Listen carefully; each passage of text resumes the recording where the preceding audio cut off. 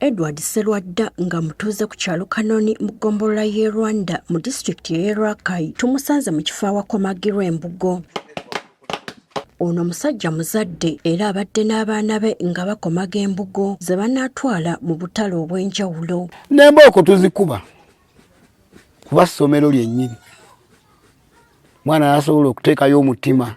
Okusinziira ku Sserwadda yali musajja mutembeeyi wabula embeera n'egaana n'asalawo okuyiga omulimu gwa jjajjaawe ogw'obukomazi. N'ensooka nziruka mu butembeeyi ne mmalayo ebbanga lya myaka 2. Naye nagenda okulaba ng'embugo zirinnya ate okusinga obutembeeyi ng'ate bwo bukkakkanye ne ŋŋamba kenzireyo ku mulimu gwa jjajja. Okusinziira ku ono kumpi buli ddakiika 3 wabaawo amukubira essimu ng'ayagala olubugo era nga teyeevuma mulimu guno. Omulimu guno kyengwenyumirizaamu kwe kuba nti ssente wenzaagalira wenzifunira era bwe ŋŋamba nti njagalamu kintu gundi mu buli ngeri mpozi ng'omutima gwe sitaddeeyo naye bwe ŋŋamba nti nkyagala kati nteekwa okukifuna. Ono agamba nti embugo zirina akatale era nga tebalina kusoomozebwa kwonna bwe kituuka ku bazigula. Luli obutale bwatutawaanyanga okutunda embugo naye kati tetukyatawaana batusanga na waka. Wabula ono asinzidde wano n'akubiriza abalimi okwongera okusimba emituba. Okusoomozebwa kutusanze mu mbugo zino kwe kulaba nti obuzibu bwakuba nti batemye emiti gino ekisinza okutumenya ennyo ennyo. Ono atubuulidde emitendera mwe bayita okukomaga olubugo.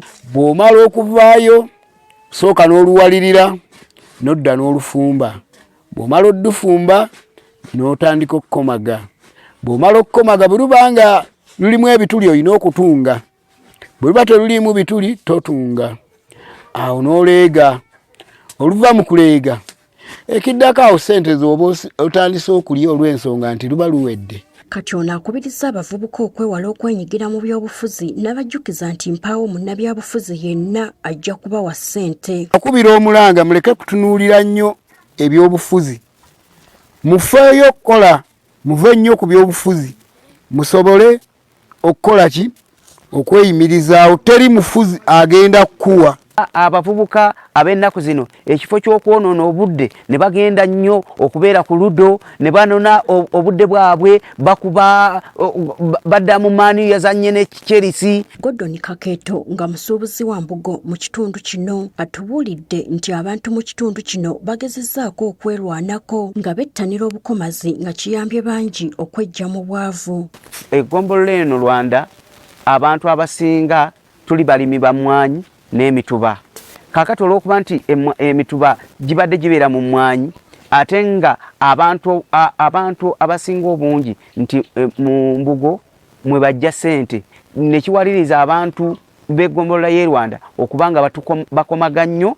Kakeeta atubuulidde nti kati basanze okusoomozebwa ku balimi b'emmwanyi ate abasalawo okutema emituba ng'ate obwetaavu bwagyo bungi nnyo mu ggwanga. Abalimi b'emmwanyi batandise okutema emituba ne tubanga akatale gye tuzijja watono ate obwetaavu eri waggulu bungi nnyo.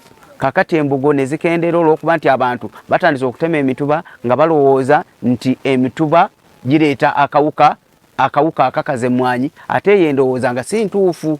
Kakeeta agamba nti bangi tebakyettanira kwebikka mbugo olw'ebbeeyi. Fedda twasulanga mu mbugo nga tuzeebikka naye kati ku ssaawa ya leero tewakyali mwana n'omu asikyasobola kwebikka lubugo olw'okuba lwaki nti olubugo lwayitirira ebbeeyi peeya yesuuka emu ya mutwalo gwa ssente kyokka olubugo okulugula ku mukomazi wano kumpi tulugula emitwalo 2. Olubugo lwettanirwanga nnyo bajjajjaffe nga wamma ne mu kuziika lwe lusooka wabula kati ensi bw'egenze ekyuka bangi n'okuziika mu mbugo baakuvaako. Gertrude Mutyaba, Agafeeyo ku Spark TV.